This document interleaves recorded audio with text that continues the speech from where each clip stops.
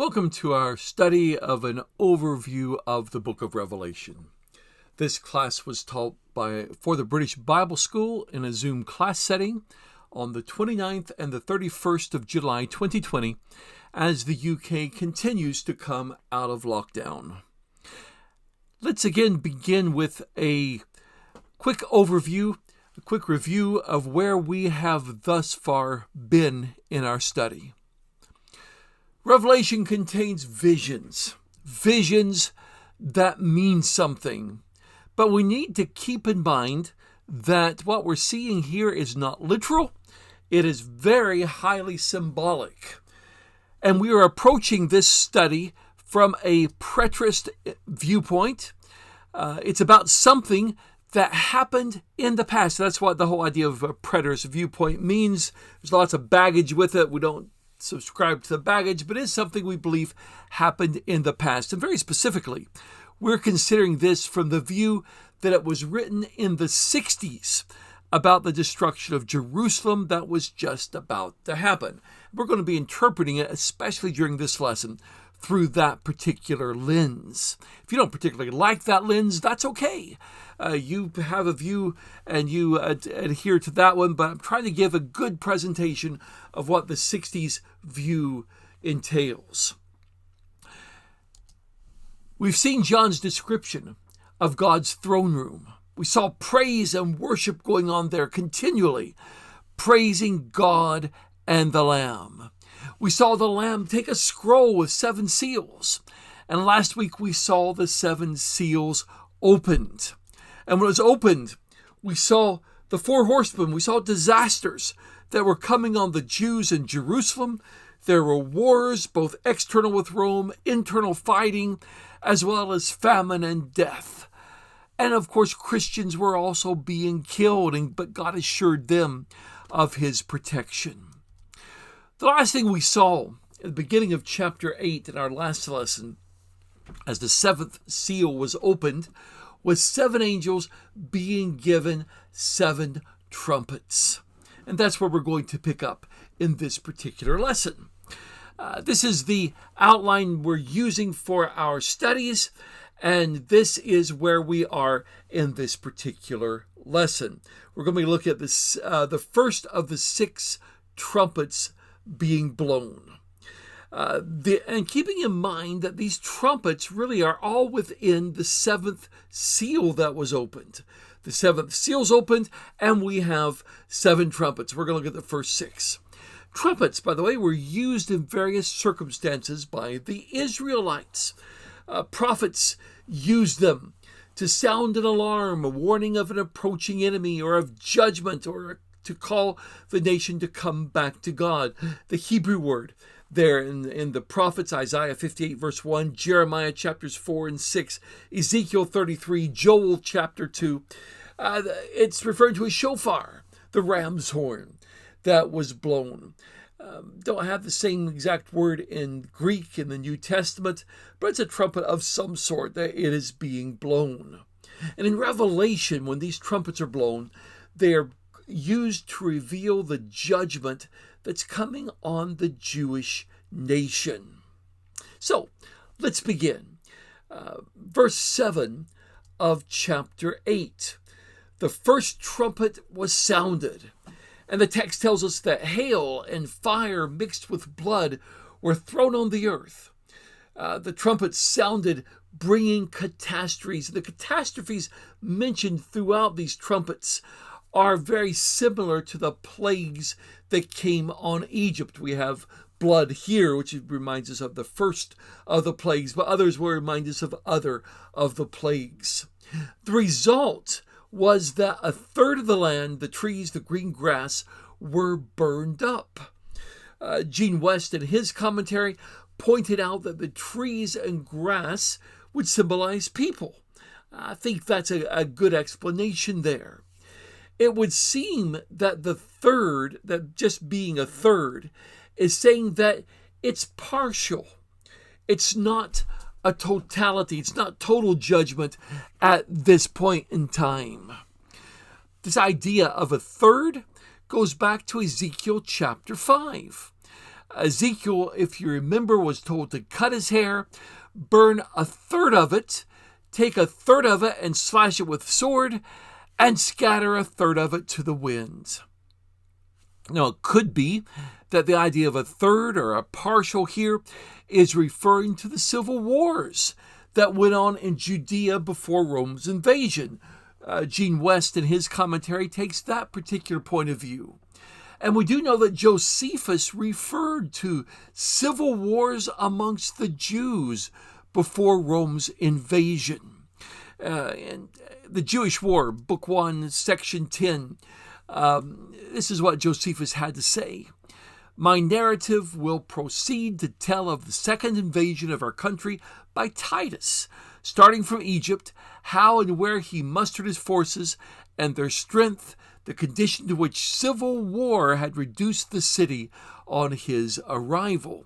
So this is something we know historically did happen, civil war amongst the Jews. We'll be reading more about that from Josephus as we go through the lesson. But I believe the first trumpet here is talking about God's judgment on the land. And that's very much what happened in the late 60s. When Rome invaded Judea, also they came down through Galilee, came down through Samaria. The army came from Syria, where there was a Roman legion stationed, and they laid the country waste. I think that's what the first trumpet is about. But that leads us very quickly, and these first four trumpets are sounded very, very quickly.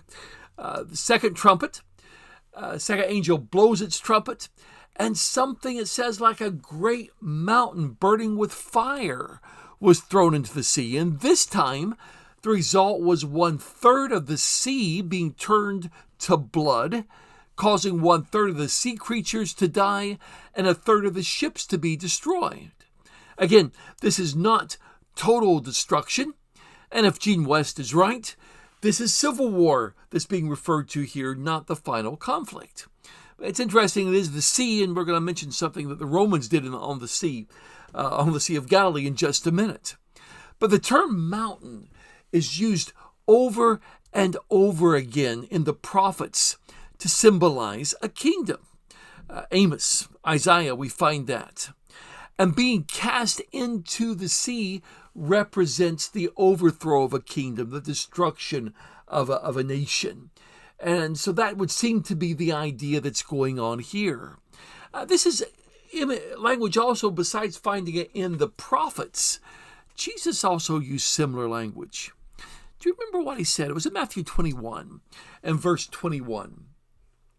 Indeed, I assure you, if you have faith and do not waver, not only will you do as I did to this fig tree, but also you will say to this mountain, be removed and cast into the sea, and it will be so. Notice what he says there. This mountain. What's Jesus talking about there? Gene West had this comment in his commentary. Did Jesus expect his disciples to go around literally casting mountains into the midst of the sea? If he did, they certainly never lived up to his expectations. Jesus was telling his apostles they would, by the preaching of his gospel, cause the nation of Israel to be removed and cast into the sea of destruction. He was telling them to have the faith to do to the mountain, that is, to do to Israel, what he had done to the fig tree, signifying Israel. I thought that was a good comment that Gene made there. This particular trumpet could be referring to a particular battle, which Josephus, in the Wars of the Jews, Book 3, Chapter 10, Section 9, records. And this battle took place on the Sea of Galilee, very near where this picture was taken. The Roman army, led by Vespasian, was advancing towards Jerusalem for the first siege, going through Galilee. And there was a sea battle on the Sea of Galilee in which the Romans slaughtered at least 6,500 Jews and destroyed their boats. A few years ago, a boat was found buried in the silt. when the Sea of Galilee's level had dropped. And it's called the Jesus boat because this is a boat that dates from the 1st century. We have the hull here that has been preserved. But this could have been one of those boats that was sunk in that particular sea battle. And the bodies of the Jews were left in the water of the lake, and it caused a great stench. This is a plaque they had there at the Jesus boat that I took last November when we were visiting there. And if you want to pause the video, you can read the whole sign there, the whole plaque there. But the part I wanted to show you was that last bit there. Again, this is from the Jewish Wars by Josephus. The sea ran red with blood and seemed to be full of corpses. No one was spared. And you can pause and read the whole thing if you would like to do that. But there's no way of knowing if this is the precise reference here in Revelation, but this battle on the Sea of Galilee comes awfully close to fulfilling these symbols. The message of the second trumpet is that a nation is going to be destroyed, which leads us very rapidly to the third trumpet. The third angel blew his trumpet, and it says a great star fell from heaven, burning like a torch.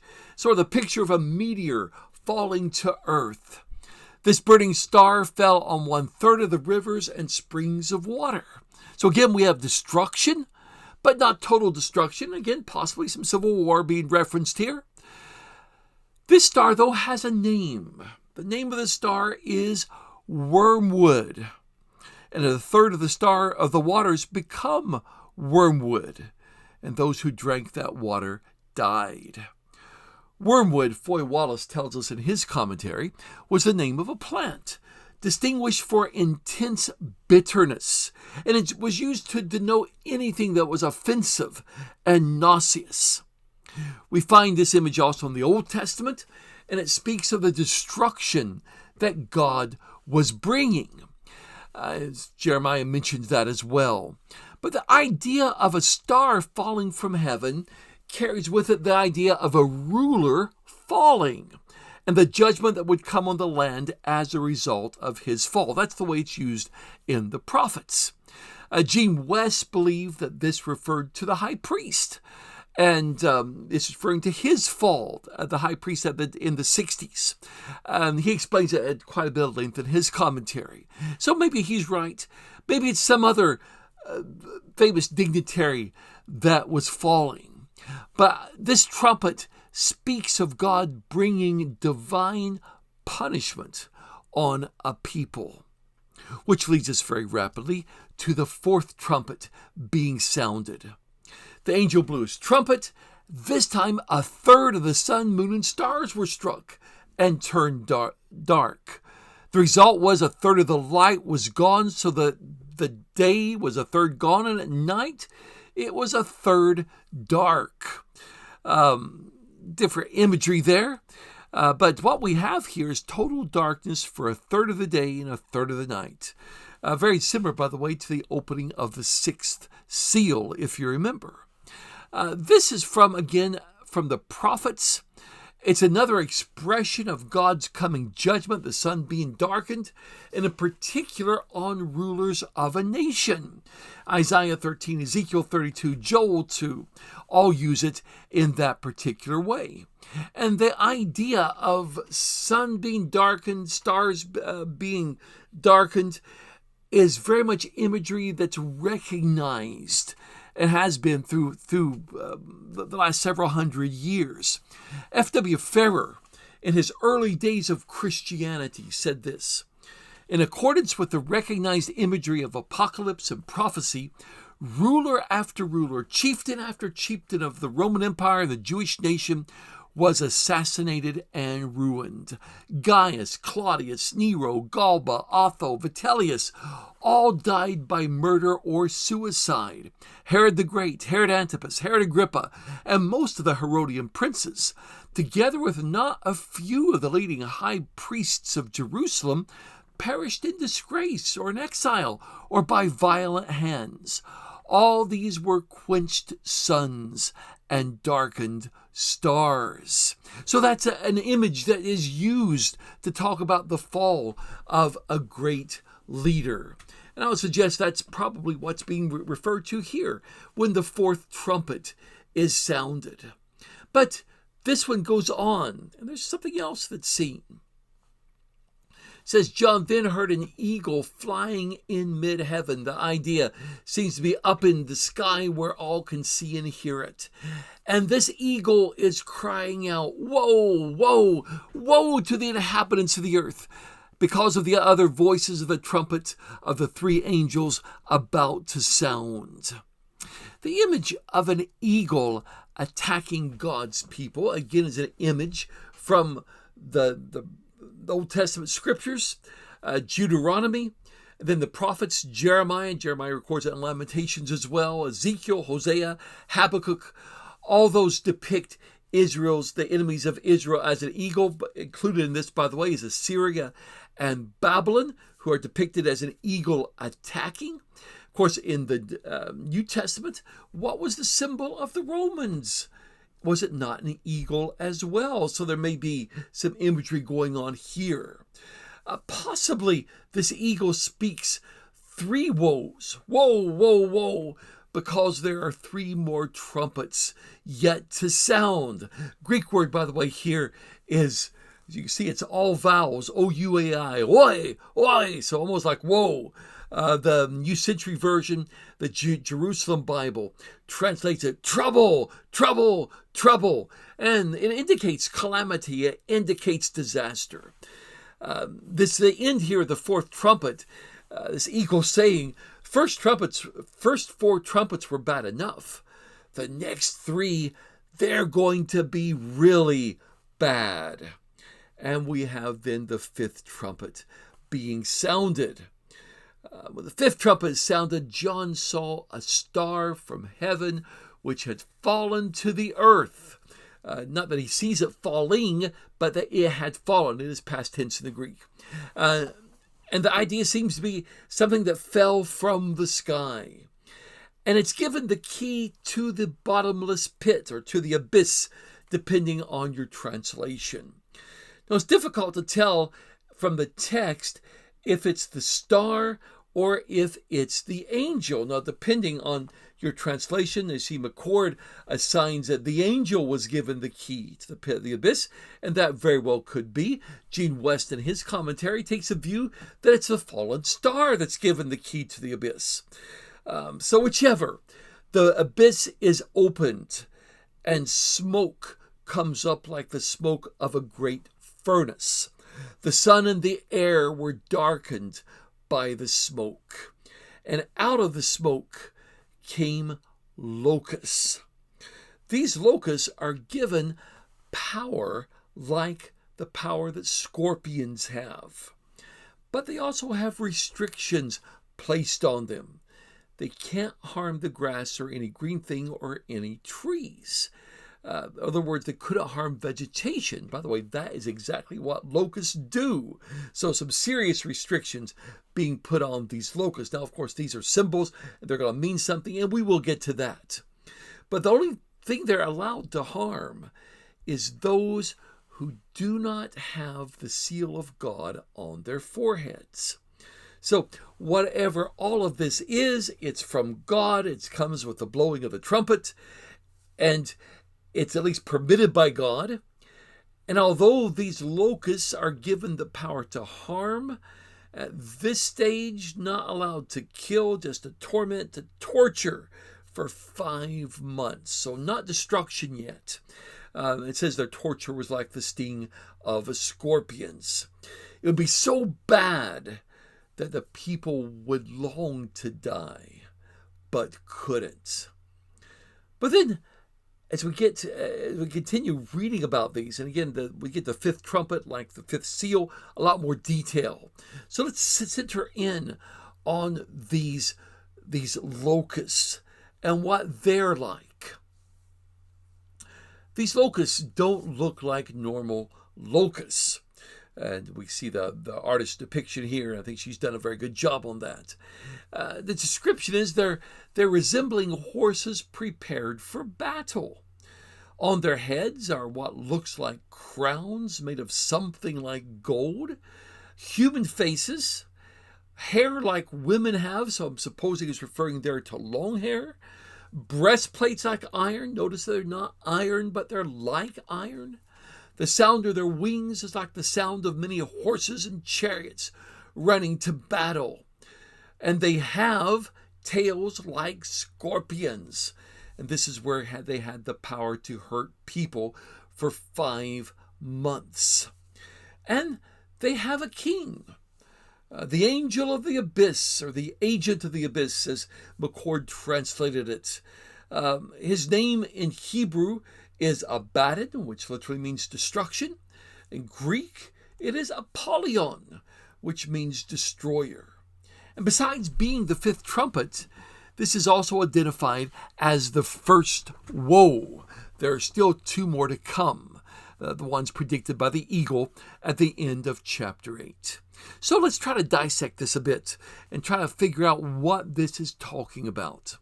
And we should have some questions about it. Who or what is the star? Well, this is imagery from the prophets, have the same imagery in Isaiah 14, verse 12. And in Isaiah, it's the image of a star falling from heaven is simply stating that a ruler was going to fall. In this case, it's identified for us in verse 4. It's going to be Nebuchadnezzar. By the way, at the time Isaiah wrote this, Nebuchadnezzar had not yet been born. I think that's the same idea here. Someone who's persecuting God's people, someone in a prominent position, is going to be brought down. I don't know if we're supposed to look for a specific person or just those who are against God in general. The commentators suggest various people. But they're going to bring out locusts. We'll talk about the locusts in a minute, which are going to torment. What's the bottomless pit? What's the abyss?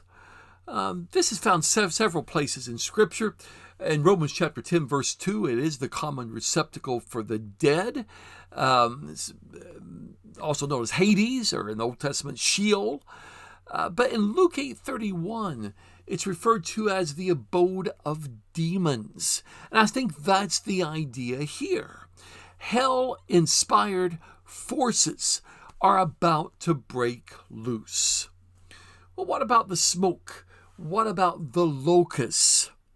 Gene West suggests that the smoke is talking about the judgment of God. Again, the reason being that's the way this is often used in the prophets. The blackening out of the sun, the removal of God's influence from the land until his judgment was completed. Now, if all that's correct, what we have is God giving up the people to their own wickedness. The locusts would seem to refer to the Roman armies. Although locusts normally devour every piece of green vegetation, these are forbidden to do that. And the green, as we mentioned, often a symbol for people, and in particular for those who are righteous. And the righteous are the ones who have the seal of God on their foreheads. God's people are not going to be harmed by these locust scorpions. Instead, they're only allowed to attack those without God's seal. Only torture them like a scorpion sting, which, by the way, normally isn't fatal from what I understand. They inflicted great damage on the people to the point, though, that they wished for death. But God's people were spared all of this. Torture for 5 months. What does that mean? The wound of the scorpion, again, not fatal, but exceedingly painful. So it seems to be referring to something that's going to happen for a short time. And I think specifically this is referring to what's going to happen to the Jews, Jewish nation, and specifically on Jerusalem. Gene West related this to this particular incident. He said regarding the locust scorpions, we believe that they were the armies of Gessius Florus, Roman procurator of Judea, who just prior to the invasion of Vespasian for about 5 months struck absolute terror into the hearts of the Jews by trying deliberately to incite them to further rebellion so he could have a part in destroying them. He didn't kill many of the Jews in his forays into their lands, but he caused them excruciating mental and emotional pain. They lived in terror of him. And because of Gessius Florus's success, he harassed the Jews into rebellion. Josephus dated the beginning of the Jewish wars with Rome from him, from May of AD 66. You may be wondering, well, does number 5 have any significance in numerology? But I could not find that number 5 stands for anything significant in biblical symbology at all.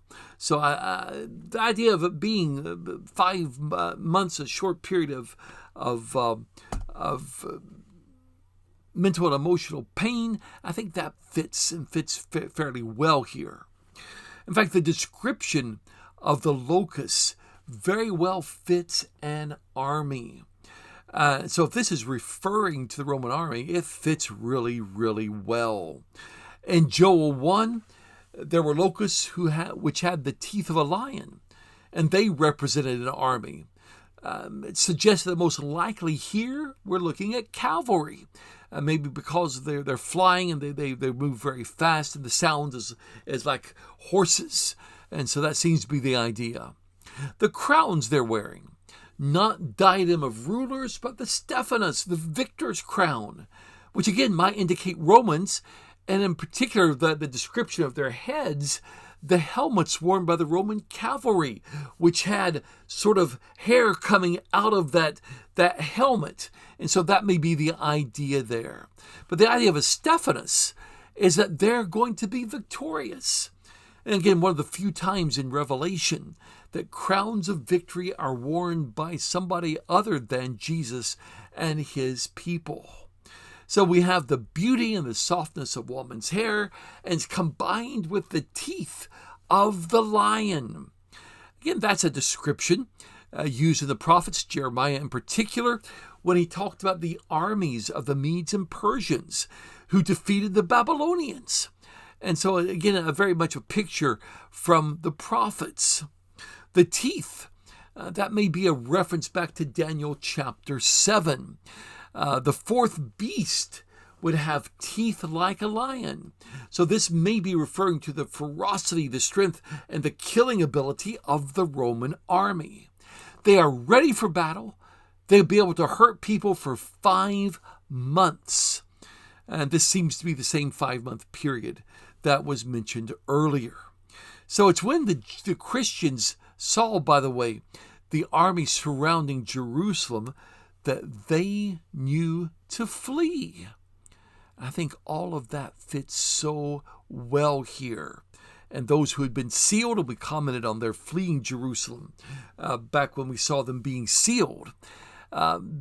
This whole idea here fits so well what happened in around Jerusalem in the late 60s. So, who's their king? Well, again, we commented on Abaddon, destroyer, Hebrew word connected to Sheol, to Hades, the place of the dead. And I think John is referring here to Satan, or to possibly Satan personified in the form of a persecutor who's going to unleash these forces, these demonic forces. And we find that God, if this is true, God's using Satan to punish Satan's own followers, which also tells us, by the way, that God has power over Satan. So, what's all this talking about in the fifth trumpet? Well, my conclusion is that it's a warning of the impending destruction of Jerusalem. Donald Taylor in his commentary takes that view as well. Some see this as speaking of Rome, that it's talking about what's going to happen to them. Rome did implode under their own sinfulness, but I don't think this is referring to Rome. I don't think Revelation is about the fall of Rome. because keeping in mind what we read back in chapter 1, this is something that was to happen soon. And it took another 400 to 500 years after the first century, before Rome was no more. That's not soon in anybody's book. But we finished the fifth trumpet. The text tells us in verse 12, one woe is over, two are yet to come. So the sixth trumpet.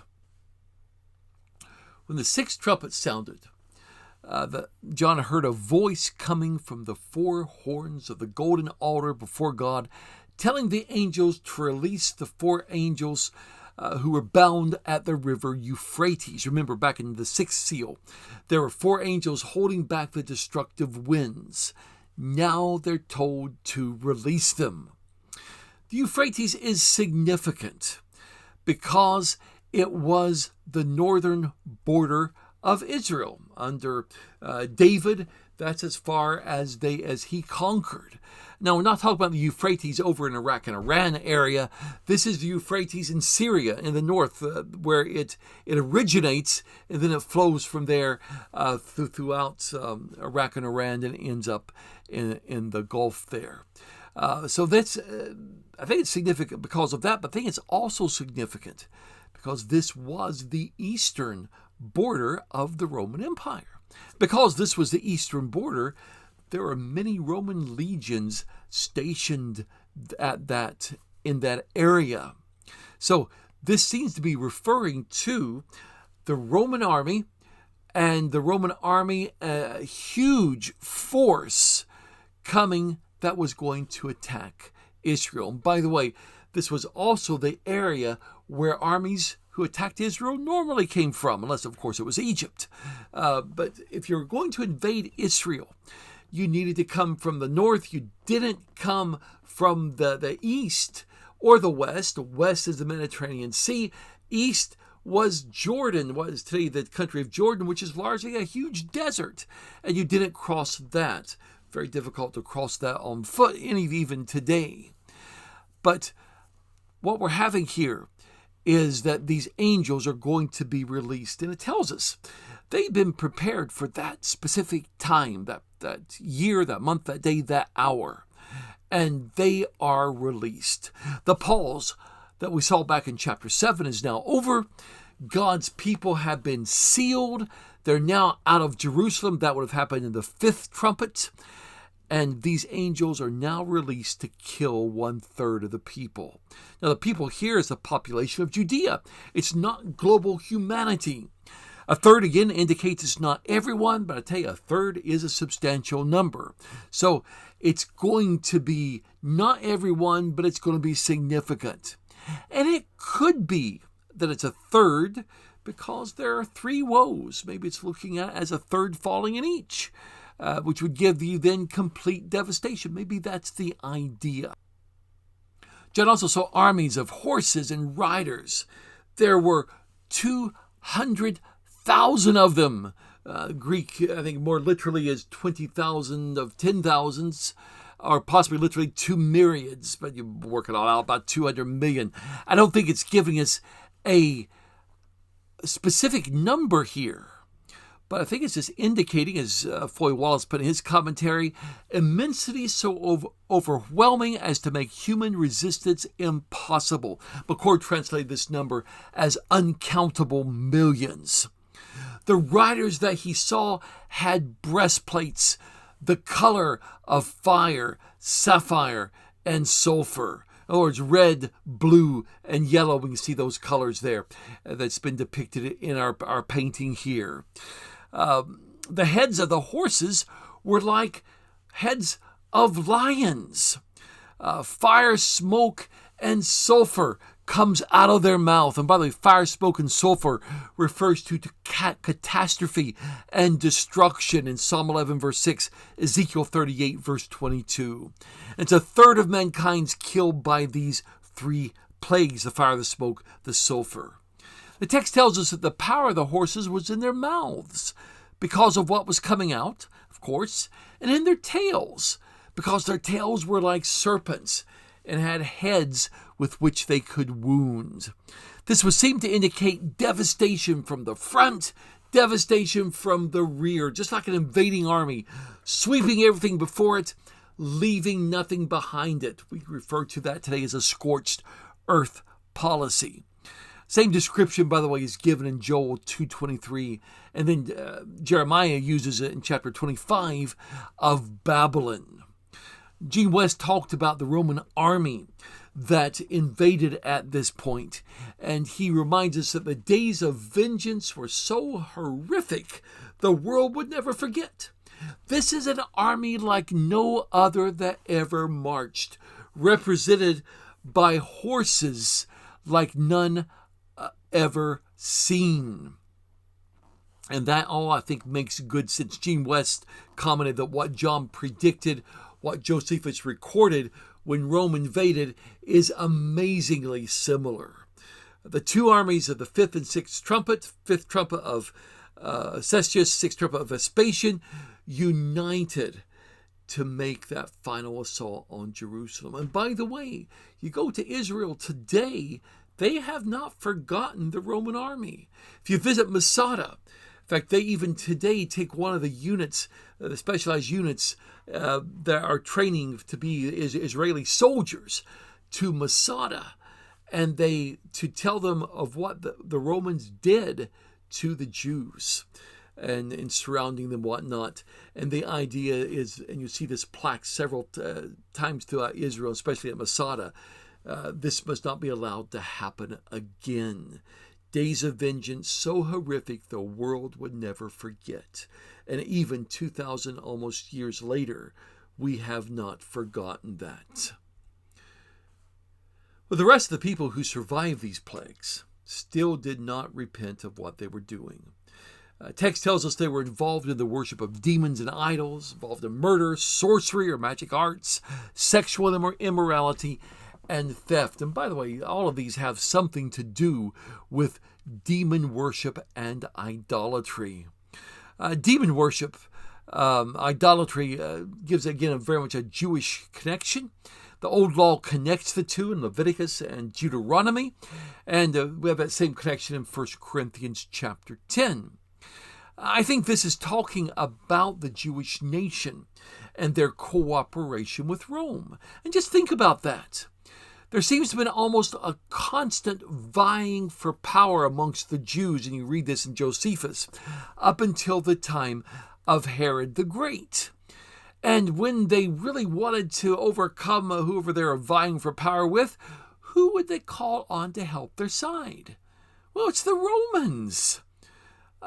See, the Romans didn't just invade Judea, they were invited to come in. In first century, the Jewish leaders couldn't execute Jesus. Who did they get it to do it for them?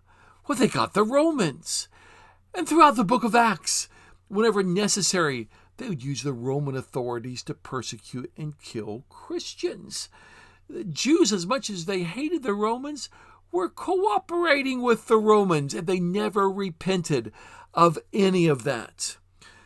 Gene West again comments, consequently, they were as guilty in the sight of God of worshiping the Roman gods as the Romans were.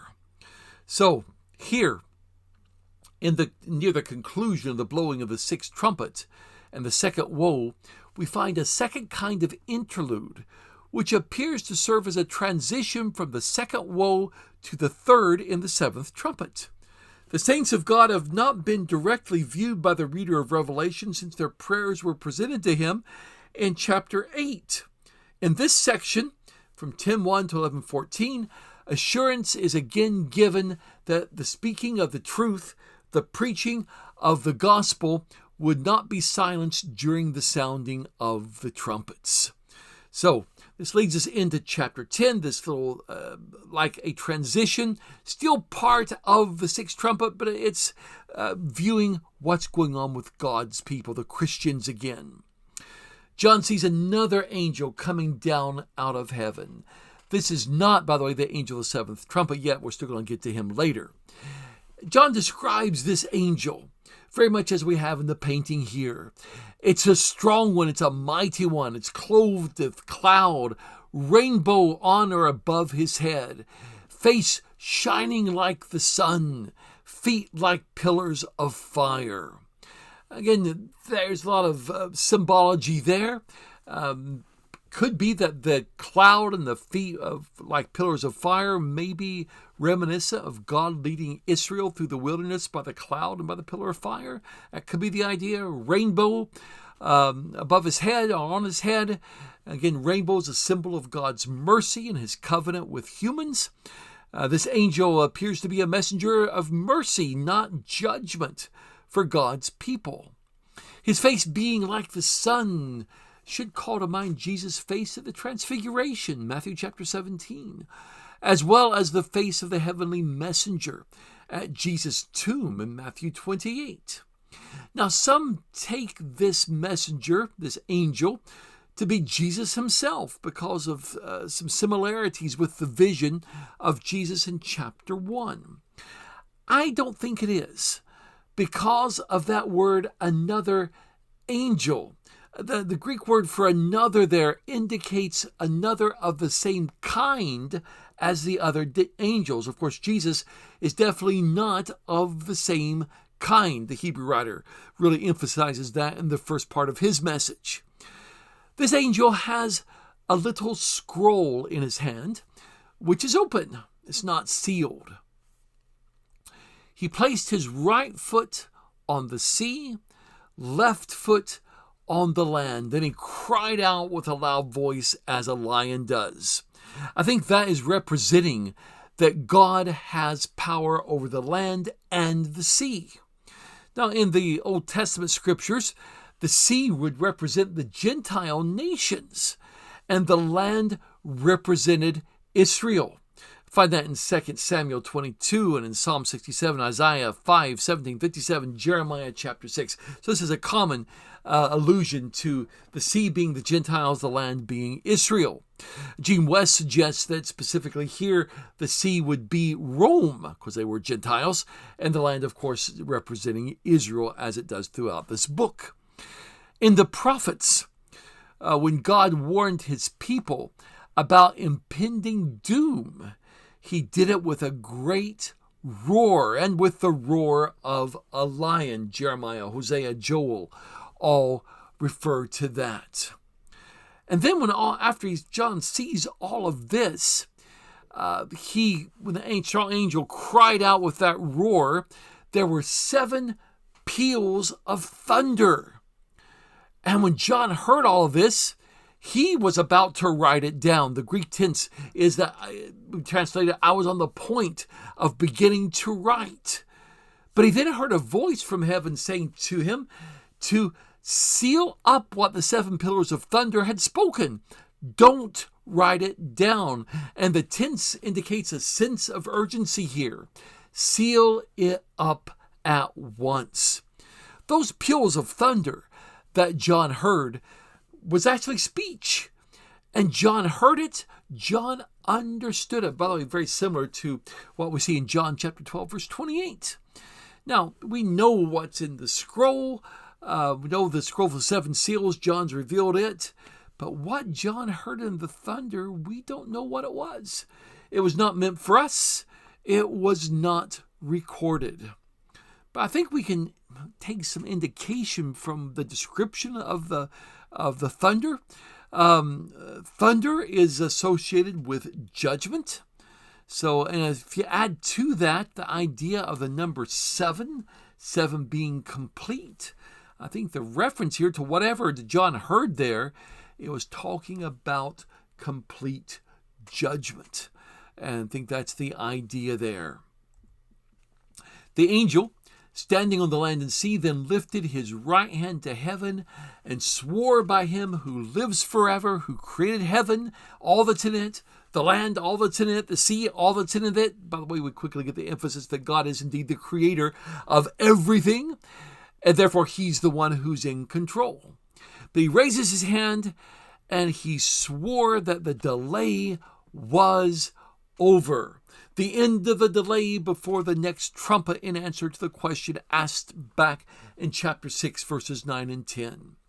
in the days of the angel with the seven trumpets, with the seventh trumpet, the mystery of God would be finished. It would be accomplished. It would be fulfilled, as had been declared to his servants, the prophets. Those prophets there could refer to the prophets of old. Amos, Jeremiah mentions things like this. Or it could be referring to the New Testament prophets. We often refer to them as the writers of the New Testament. But the mystery is accomplished. By the way, what is this? What is the mystery of God? And the Greek text connects it with the idea of the euangelion. McCord translated the gospel, literally the good news.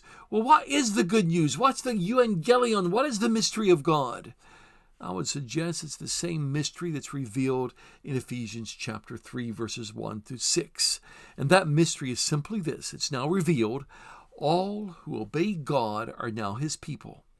Being a child of God, being the Israel of God, is no longer a matter of birth, unless we're referring to the new birth, of course.